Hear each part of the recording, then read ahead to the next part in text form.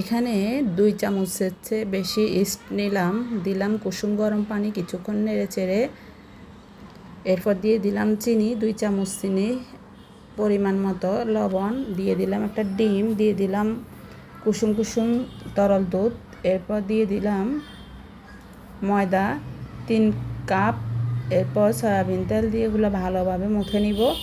মুথে একটা প্লাস্টিক দিয়ে মুড়িয়ে এটা ঢাকনা দিয়ে ঢেকে রাখবো। এরপরে এদিকে আমার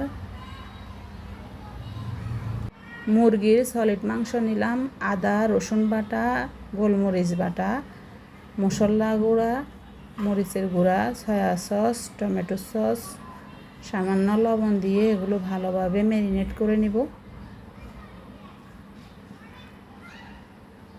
কিছুক্ষণ এভাবে মাখিয়ে এরপর একটা কড়াইয়ের ভিতরে সয়াবিন তেল দিয়ে পরিমাণ মতো ওগুলো কিছুক্ষণ আমি ভেজে নিব,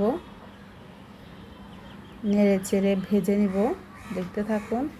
আজকে রেসিপিটা আমার দেওয়ার কথাই ছিল। এই তো এদিকে আমার ওই যে ময়দার ডো এটা হয়ে গেল, ফুলে ডাবল হয়ে গেছে। এগুলো আবার মুথে নিব ভালোভাবে। মুথে এটা 2টা পিৎজা পরিমাণ আমি ময়দা নিলাম। ডোগুলা 2 ভাগে ভাগ করে এরপরে সেট করে নিচ্ছি একটা স্টিলের প্লেটে। এতে দেখতে থাকুন। কাঁটা চামচ দিয়ে এভাবে দিয়ে এরপরে দিচ্ছি হচ্ছে টমেটো সস। কিছু টমেটো সস দিয়ে এটা একটা চামচের সাহায্যে এগুলো ভালোভাবে লাগিয়ে নিব। আমার আজকের পিৎজা রেসিপিটা কেমন হয়েছে অবশ্যই কমেন্ট বক্সে জানাবেন। এখন দিয়ে দিচ্ছি চিজ, গ্রেট করে রাখা চিজ দিয়ে দিচ্ছি। এরপর চিকেন ফ্রাইটা দিয়ে দিলাম। এরপর দিয়ে দিচ্ছি ক্যাপসিকাম। আপনারা চাইলে মাশরুমও দিতে পারেন, 2-3 রকমের সবজির আইটেম। এরপরে দিয়ে দিচ্ছি আমি টমেটো, আমার বাসায় যা ছিল তা দিলাম।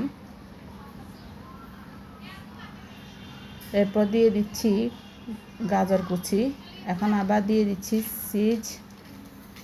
ঢাকনা দিয়েই তো একটা রেডি করা হয়ে গেল, আর একটা রেডি করতেছি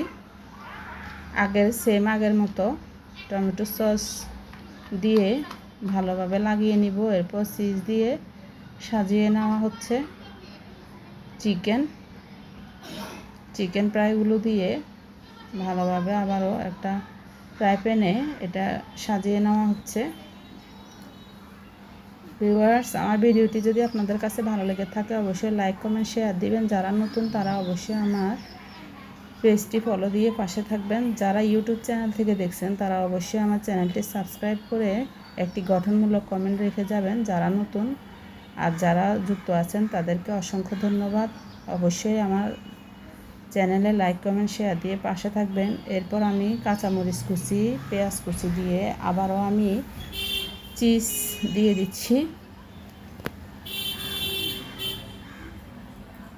এই তো আমার 2টা পিৎজা রেডি। এখন এগুলো অল্প আছে চুলায় ঢাকনা দিয়ে ঢেকে 25 মিনিটের মতো রেখে দিলাম। পিৎজা হয়ে আসছে, এই যে দেখতে থাকুন। 2টা পিৎজা দিয়ে দিলাম একসাথে।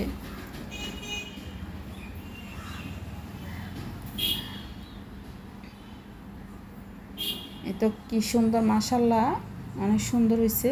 নিচে দিয়েও একদম পারফেক্ট পিৎজা।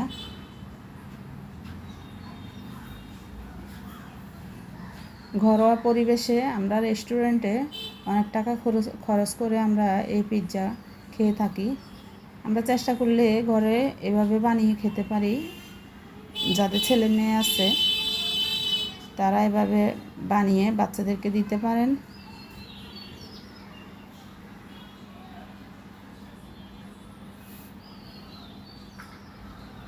হয়ে গেল আমার পিৎজা। এই তো একটা ছুরির সাহায্যে এটাও কেটে নিচ্ছি।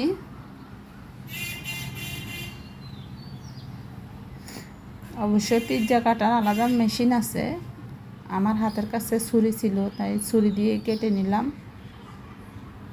সুস্বাদু পিৎজা কেমন লেগেছে